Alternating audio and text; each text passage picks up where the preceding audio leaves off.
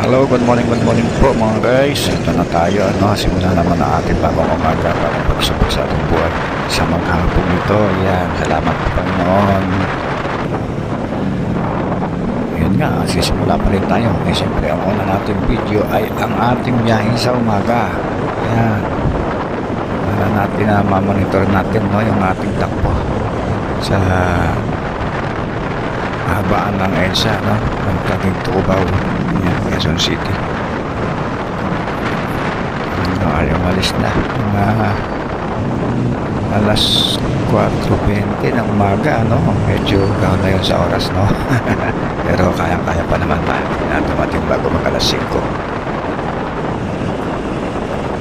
Ay February 1 na nga po pala ngayon. 2025, yan, bilis na, nakalipas naman yung ating isang buwan, unang buwan ng taon, tapos na.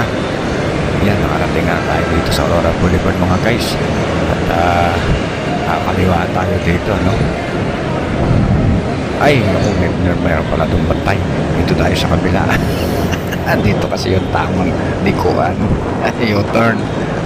Buti na nang nakita natin. Ay, salamat, bye bye. Thank you for watching.